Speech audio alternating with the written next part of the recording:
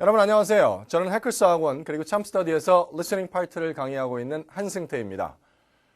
해커스 토익 사이트 있는데 혹시 가보신 적 있으신가요? 우리 어학원 사이트, 참스터디 그리고 해커스 영어, 해커스 토익 사이트. 그런데 보면 수업 후기 게시판 또는 무슨 자유 게시판 이런데 글들이 참 많이 올라오죠. 한 번씩 가보신 분들은 읽어보신 분들도 있겠지만 특히나 후기 게시판 같은 데 가보면 리스닝 점수가 325점이었는데요. 2달 열심히 하고 났더니 485점 나왔어요. 조금만 더 열심히 해서 만점 받을래요. 나도 똑같이 2달 했는데 난 그대로인데 저 사람은 진짜 170점이 300점 초반대에서 400 후반까지 한 번에 갔단 말이야. 몇 가지 점수를 올릴 수 있는 그 스킬들, 스킬이 아주 중요한 건 아니겠지만 가지고 있어야 되는 자기만의 방법은 분명히 있을 겁니다. 오늘 저랑 이 세 가지를 잠깐만 얘기하고 가시죠. 제목은 점수가 오르는 리스닝 전략 이렇게 되어 있습니다. 그리고 첫 번째로 3, 4에 타임 매니지먼트라고 적어 놓았고요. 그리고 두 번째는 스키밍의 필요성. 스키밍이라는 용어도 많이 들어보셨죠. 어디 가도 스키밍이 중요하다, 스키밍 해야 된다, 이렇게 그냥 용어만 들어본 거죠. 스키밍, 스키밍, 이렇게. 그리고 세 번째는 그렇다면 그 구체적인 스키밍 전략까지 오늘 강의에서 한번 같이 정리를 한번 해보는 걸로 하겠습니다. 일단 이 3, 4에 타임 매니지먼트라는 제목으로 갈 텐데 타임 매니지먼트라고 세련되게 얘기하셔도 되고요. 아니면 3, 4의 문제를 풀어나갈 때 내가 지켜줘야 되는 그 타이밍에 대한 얘기에 포커스를 먼저 맞춰놓고 한번 가보시죠. 제가 적어놓은 글은 이렇게 적혀져 있습니다. Part 3, 4는 순수한 듣기 능력을 테스트하는 파트는 아니다 라고 아예 피리어드를 꽝 찍어 놓았는데 리스닝 100개의 문제를 풀잖아요. Part 1부터 Part 4까지 1번부터 100번까지 100개의 문제를 실제로 리스닝이라는 제목 아래 풀어나가고 있지만 실제 100문제를 풀어보시면 너무 잘 아시겠지만 정말 순수한 듣기 능력을 묻고 있는 파트는 정확하게 Part 2, 11번부터 40번까지 딱 30개가 전부지요. 사진도 없습니다. 문제 보기도 없어요. 그냥 질문을 듣고 미닝을 잡아놓은 상태에서 보기 3개를 듣고 올바른 대화를 찾아나가는 거니까 이게 진짜 듣기인데 이 3, 4로 넘어오게 되면 이게 순수한 듣기는 일단 아니란 말이에요. 3, 4에 나와 있는 문제 3개하고 보기 12개를 정확하게 읽어놓은 상태에서 사운드를 들으면서 알고 싶은 정답 3개를 찾아나가야 되는 이런 형태로 가는 거기 때문에 그냥 토익 준비 오래 하신 분들은 그렇게 이미 느끼고 계시겠지만 결국 3, 4로 넘어오면 읽기 반 듣기 반이거든요.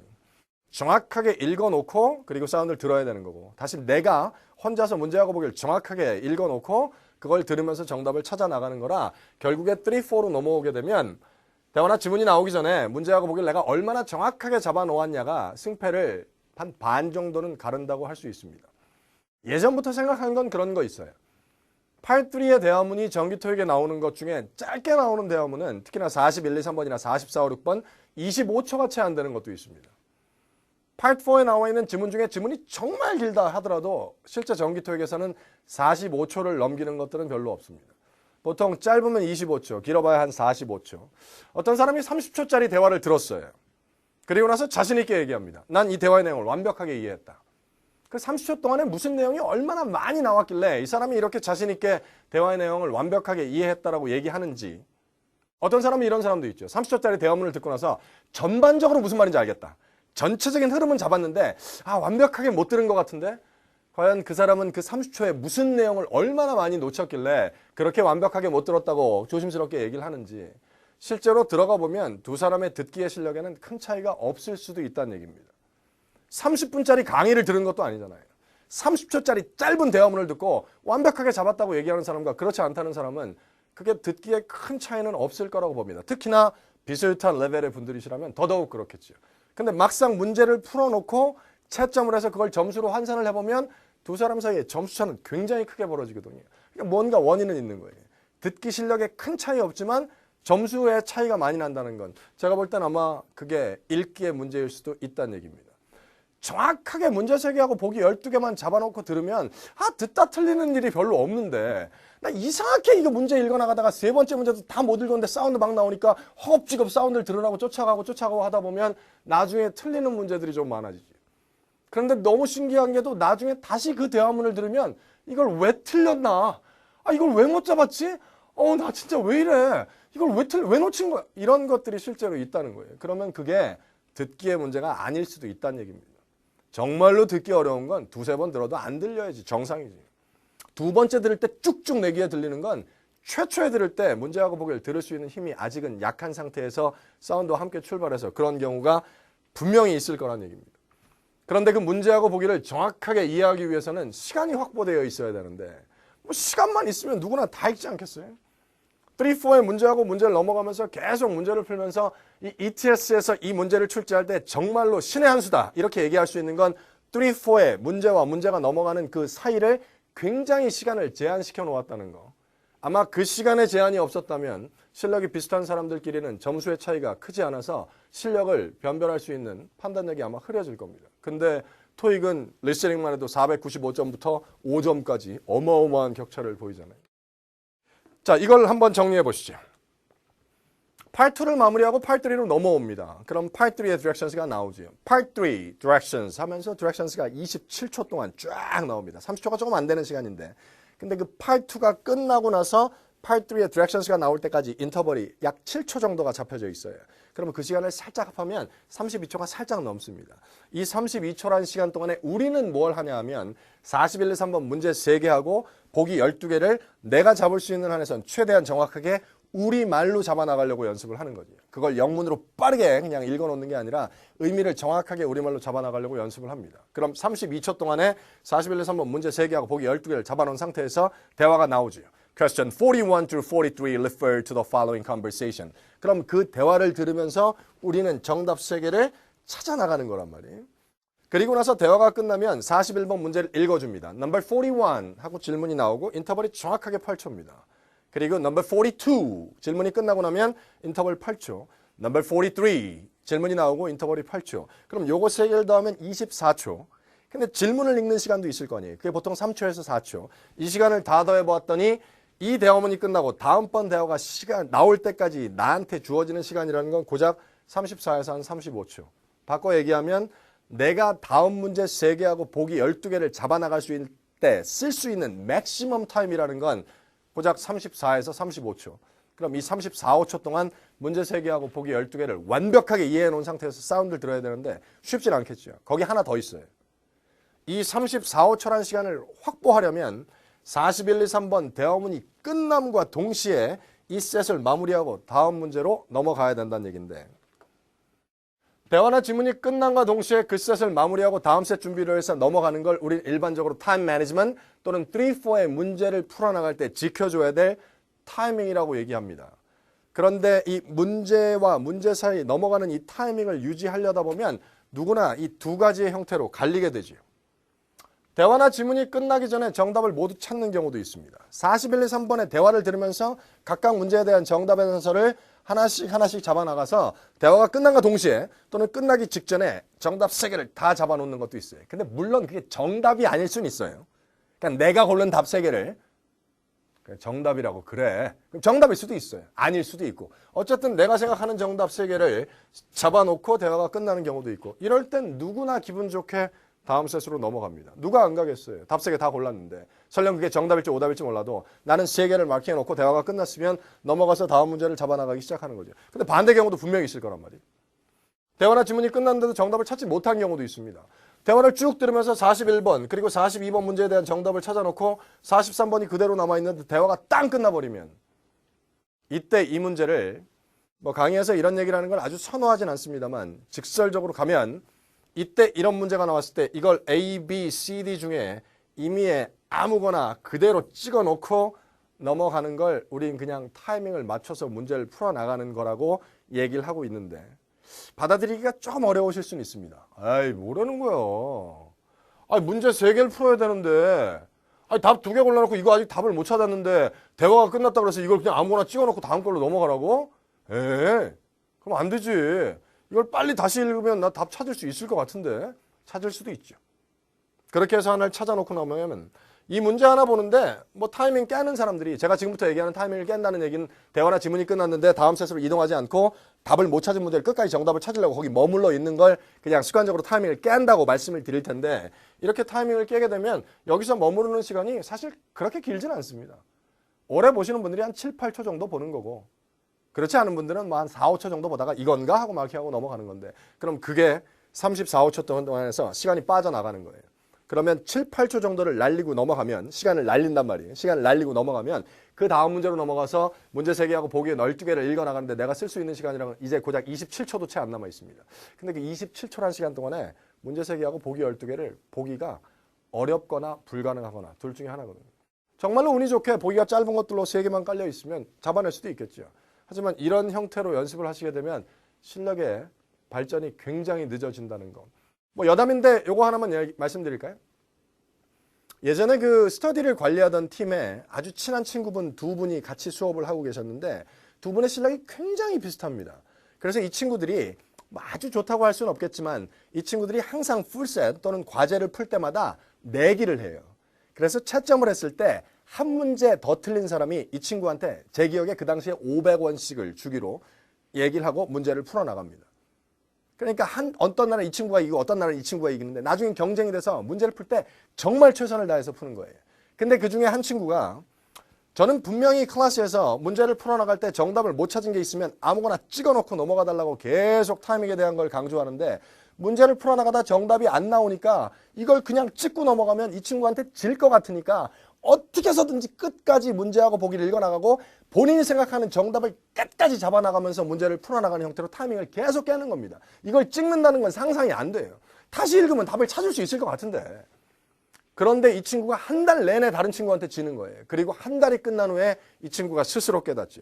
아, 결국에 전체 오답 개수를 줄이려면 지금 정답 못 찾은 문제 하나를 찍어놓고 넘어가서 다음 셋을 준비해 나가는 게 결국 전체 문제에서 내 오답을 줄이는데 훨씬 도움이 된다는 걸 한 달 정도 지나서 이 친구가 스스로 깨닫는데 그럼 이 친구는 한 달을 날려버린 거예요.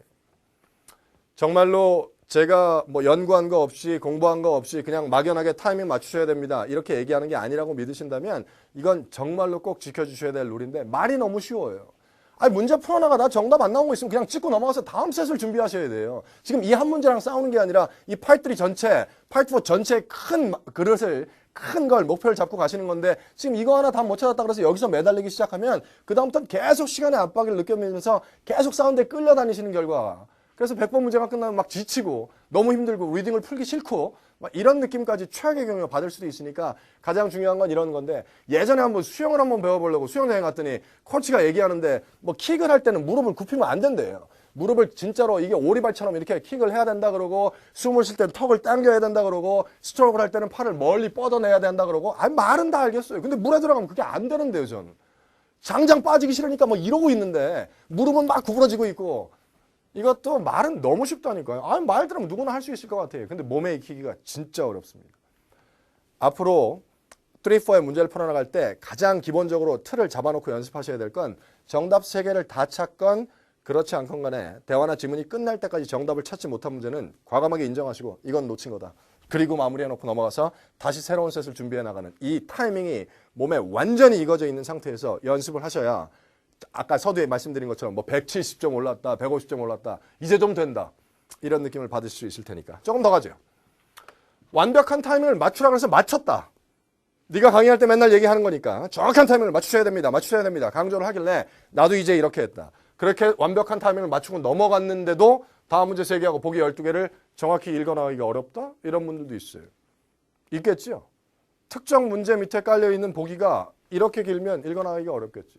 물론 3문제가 다 이 길이로 나오진 않겠죠. 셋 중에 하나가 이런 길입니다. 근데 이런 거 하나 읽어나가다가 결국 나머지 2개까지 다 못 잡는 경우도 있거든요. 이렇게 3개가 나오는 건 전기토익이 없어요. 나머지 2개는 이거보다 상대적으로 작겠지만 이 문장의 형태를 이루고 있는 것들이 있거든요. 우리가 좋아하는 문제하고 보기는 이런 거 아닌가요? 딱 떨어지는 거? 남자를 어디를 가나 뮤지엄, 박물관, 공원에, 시청에 아니면 호텔에 이런 것들이 딱딱딱딱 떨어지는데 이런 것들이 딱 나오게 되면 어우 이거 하나 읽는데도 뭐 한 20초가 걸릴 것 같은데. 자, 문제하고 보기 한 번에 우리말로 읽어보시죠. 제일 하시면 안 되는 건 이걸 영문으로 빠르게 읽으시는 거예요. Why does the man want to change his shift? He has a doctor's appointment. 이렇게 가시는 건 안 돼요. 의미를 한 번에 우리말로 잡아나가시는 거니까. 같이 한 번만 읽어볼까요? 그냥 지금 모니터 앞에서 한번 소리 내세요. 왜 남자가 그의 근무조를 또는 아니면 그의 시프트를 바꾸기를 원하나?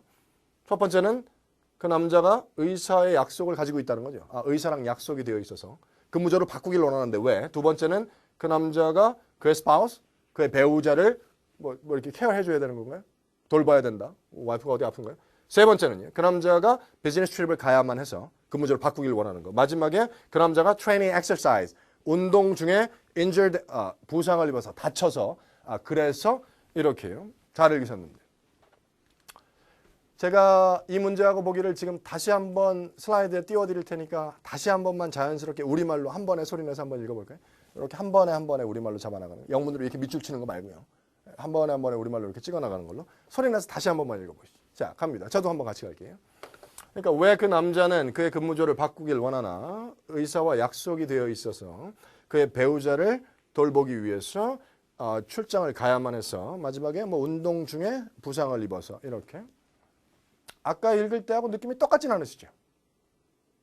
뭐 똑같으시면 할 수 없는데 똑같진 않으시죠? 왜냐하면 사람이 다 똑같거든요. 누구나. 문제하고 보기를 읽어나갈 때 시간을 제일 많이 잡아먹는 건 최초의 그 문제하고 보기를 읽어나갈 때 시간이 제일 많이 걸리죠. 그런데 그 문제를 완벽하게 우리말로 잡아놓고 나서 이따 한 15분 있다 돌아와서 그 문제하고 보기를 다시 보면 그게 기억이 나진 않아요. 이게 기억이 나면 큰일이에요. 지금 우리 스키밍의 필요성으로 자연스럽게 넘어왔는데 이게 기억이 나면 큰일이라고요. 그런 기억력을 가지고 있을 수가 있나요? 3, 4에 나와 있는 문제하고 보기를 미리 스키밍이라는 걸로 잡아놓고 이따 돌아와서 다시 읽는데 그게 기억이 나진 않습니다. 하지만 다시 읽을 때 속도가 좋아져요.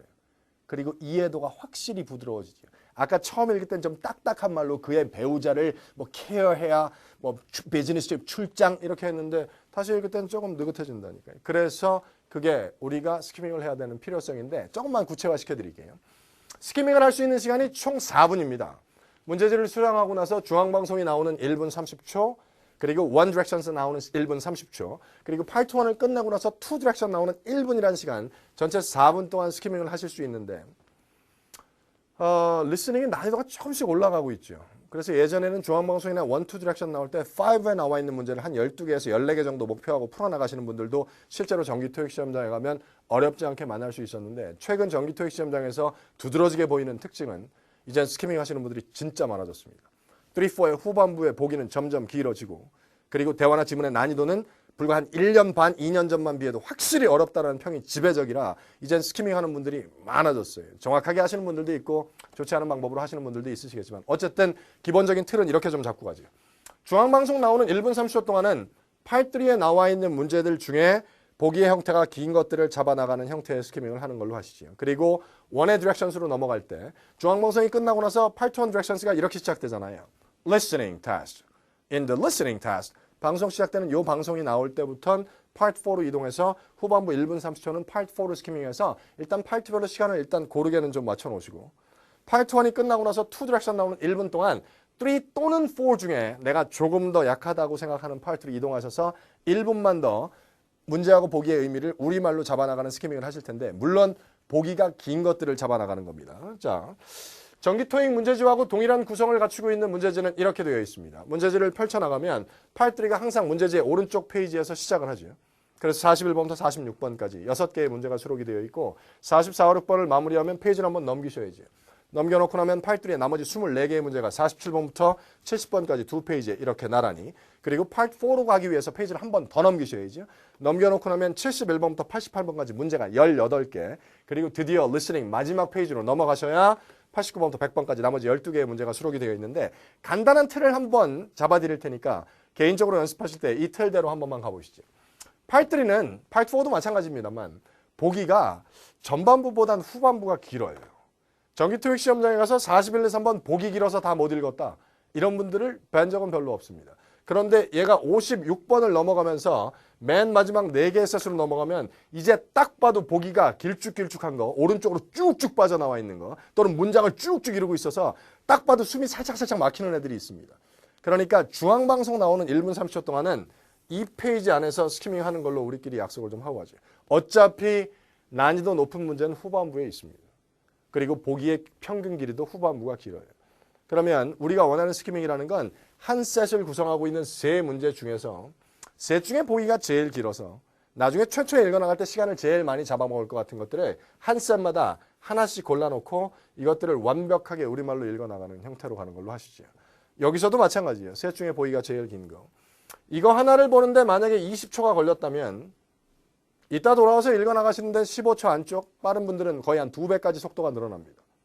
이걸 하나를 20초에 봤다 그러면 이게 지금 스키밍이 되어 있지 않다면 이따 돌아와서 이거 한 문제 보는데 20초가 걸리는 거예요.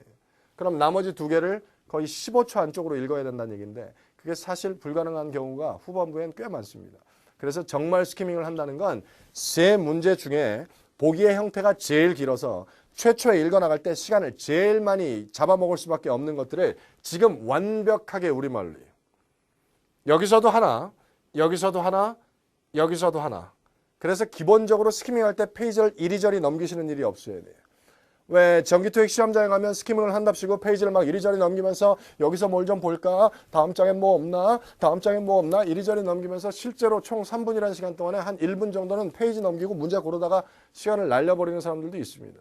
그러니까 정말 스키밍을 잘 하시는 분들은 그 전략을 짜놓고 가지요.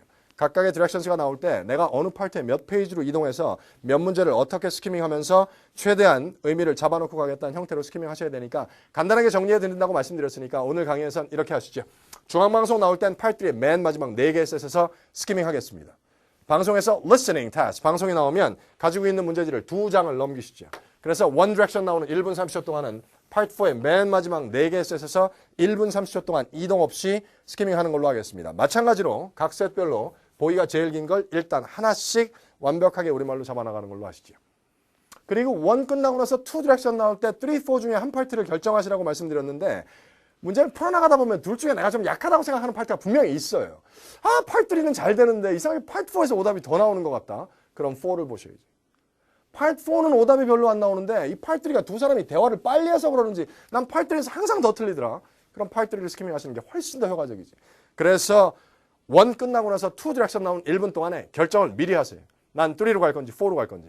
그날 시험장에 가봐서 문제지 보고 그때 판단해야지 하면 그걸 판단하시느라고 시간이 또 낭비가 되니까 파트 3를 스키밍 하겠다고 결정하신 분들은 1 끝난과 동시에 이동할 페이지는 47번부터 58번에 수록되어 있는 이 페이지로 이동하시죠. 그래서 12개의 문제 중에서 내가 보기에 보기가 제일 길어 보이는 걸로 한 3개 정도를 완벽하게 우리말로 읽겠다는 목표를 가지고 스키밍을 하시죠.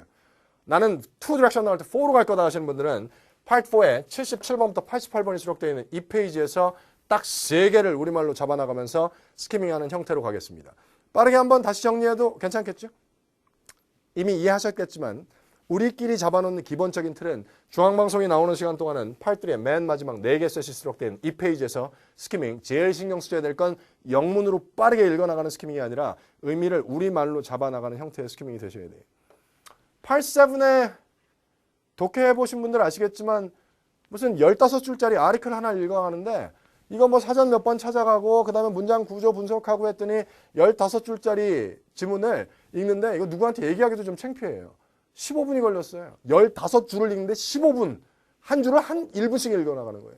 그 15분에 걸려서 전문을 독해 한번 해놓으시죠. 그리고 한 일주일 있다가 그 지문을 다시 한번 보시죠. 장담하건대 3분 안에 보실걸요. 이게 진짜 스키밍의 주된 목적이셔야 돼요. 이걸 영문으로 빠르게 읽어놓는다 그래서 내용이 이해가 될 거라고 생각하시면 그건 큰 착각일 수도 있습니다. 만약에 그 사람이 아리클 내용도 모르는 채로 영문으로 몇 줄 쭉쭉 치면서 읽어놨어요. 일주일 있다가 그걸 다시 읽어보라 그러면 15분이 걸려요. 의미를 우리말로 하나도 이해 못한 상태로 영문으로만 읽어놓았으니까. 그러니까 스키밍 할 때도 꼭 기억하셔야 되는 건 이걸 영문으로 빠르게 몇 줄 치면서 읽어나간다는 게 아니라 이 질문과 보기의 미닝을 아까 하셨던 것처럼 남자가 왜 그의 근무조를 바꾸기를 원하나, 의사와 약속이 있어서 뭐 그의 배우자를 돌봐야 돼서 이런 형태로 우리말로 잡아놓고 이따 다시 돌아오셔야 그 속도감이 만들어지는 거지 빠르게 가시는 건 아니니까. 자, 이어가지요. 그래서 중앙방송 나올 때 팔3의 맨 마지막 4개 셋입니다. Listening task, 방송이 들리면 페이지를 2장 넘기시는 거예요. 그래서 여기서 1분 30초 스키밍. 1 시작되면 파트 1을 풀어나가시죠. 파트 1이 끝난과 동시에 3로 가시는 분들은 47번부터 58번이 수록되어 있는 페이지에 맞춰놓고 침착하게 1분간 스키밍입니다. 4로 가시는 분들은 77번부터 88번에 맞춰놓고 스키밍입니다.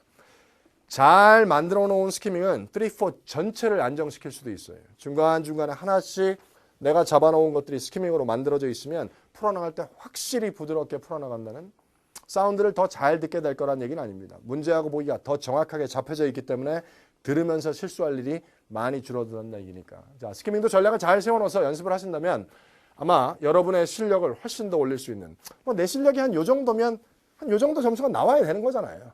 내 실력이 이 정도인데 점수가 이렇게 나오면 얼마나 민망하시겠어요. 나중에 점수 나왔는데 뭐야, 나 이렇게 점수가 잘 나왔어? 이게 누구한테 말도 못... 아니, 내 실력이 이 정도면 이 정도 점수가 나와야 돼요. 근데 내 실력이 이 정도인데 항상 점수가 이렇게 나오거든요. 그러면 이 정도까지는 올려줘야 되는데 그게 몇 가지의 내 방법적인 면 때문에 그 점수가 안 나오는 걸 수도 있으니까 좋은 전략을 짜놓으시고 올바른 방법으로 연습하신다면 최소한 내 실력보다 더 높게는 아니어도 내 실력만큼의 정확한 정직한 점수는 받을 수 있을 거다라고 믿고 있습니다. 여기까지 함께 하겠습니다. 수고 많으셨습니다.